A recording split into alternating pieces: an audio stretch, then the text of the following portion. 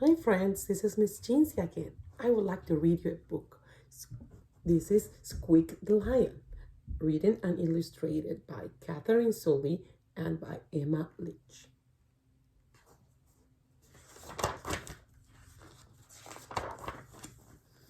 Little Squeak was the youngest lion cub in the pride.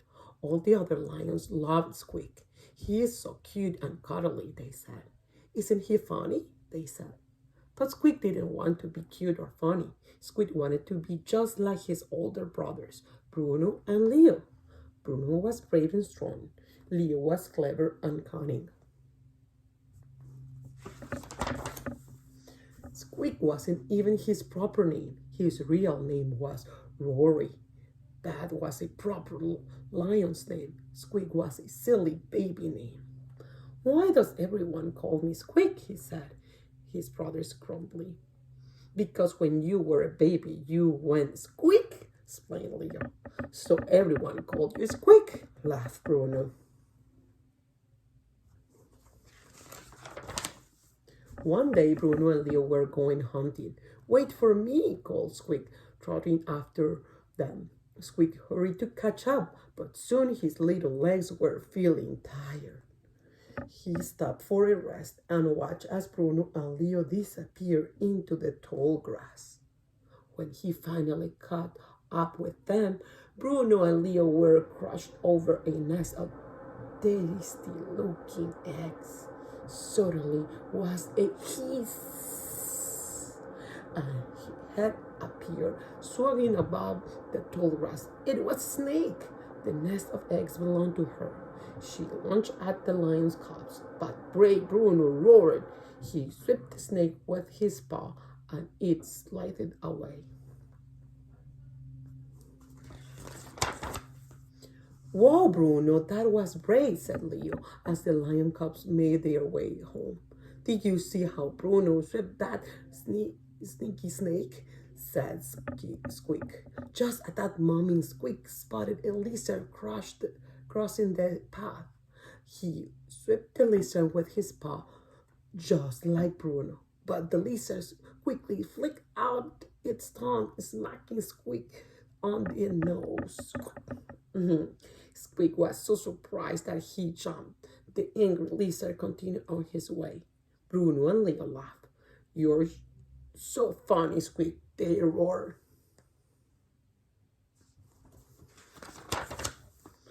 The next day, Bruno and Leo went hunting again. Wait for me, called Squeak, as he followed his brothers down to the watering hole. It was very muddy along the bank, and Squeak's paw kept sinking into the mud. It slowed him down. Now I'll never catch up, he sighed as he watched his brother walking ahead. Then Bruno and Leo stopped. They had spied some paw prints in the mud. These tracks belong to a water buffalo, said clever Leo, sniffing the ground. Let's follow it and sneak up on it from behind, said brave Bruno as he looked along the muddy trail.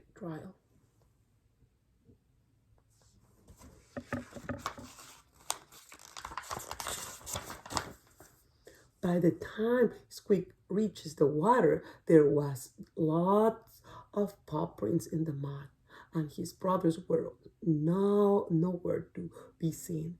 Squeak sniffed the ground and looked at the paw prints. I can follow tracks too, said Squeak to himself, and then he set off. He followed the tracks around and around for a long way until uh-oh, Squid couldn't hear his brothers laughing. He looked up, then looked around. Ah, the tracks. Squid had followed his own tracks in a big circle. You are so funny, Squid, laughed Bruno and Leo.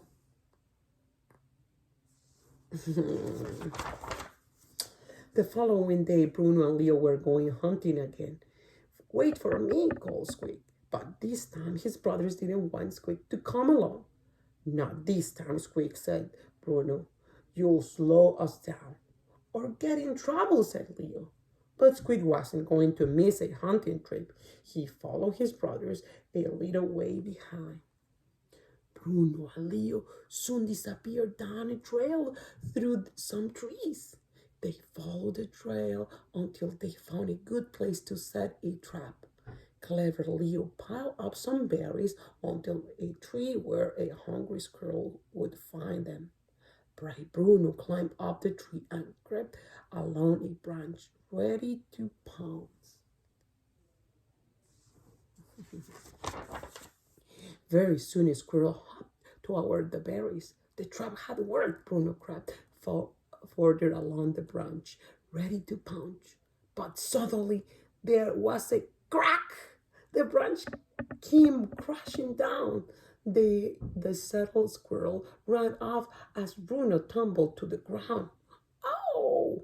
Ouch! Roared Bruno. His tail was caught under the branch, but Bruno was trapped. He couldn't move. Don't worry, Bruno, called clever Leo. I'll find a way to get you out. Uh-oh. Squeak had just caught up with his brothers and was watching from behind a tree. Oh, my tail, Bruno moaned. Hurry up and help me out. Now, thought Leo, all I see is a vine and a heavy rock to lift the branch. But Leo didn't finish because a loud hum interrupted him. It was the sound of an elephant. Oh no, groaned Bruno. We're on an elephant trail, and the elephants are heading this way, gasped Leo. Oh. While Leo dashed about to find a piece of rope, a long line of elephants appeared at the end of the track. Squeak looked at the elephants, then looked at Bruno trapped under the branch. The elephants were getting near and near. Leo wasn't going to make it in time. The ground began to shake as the elephants trembled closer and closer. There's no time to lose, thought Squeak. He saw a gap along the branch that was just big enough for him to squeeze under. He dashed out from the hidden place into the gap, and with more of a roar than a squeak, he hit the branch with all his might. And there is Squeak helping his brother. The branch lifted just enough for Bruno to pull out his tail. Then Squeak pulled the branch away. The elephants were almost on top of them. Bruno, Squeak, and Leo leaped into the trees just as the elephants came thundering by. Wow, Squeak, that was brave, said Bruno. That was really clever, Squeak, said Leo.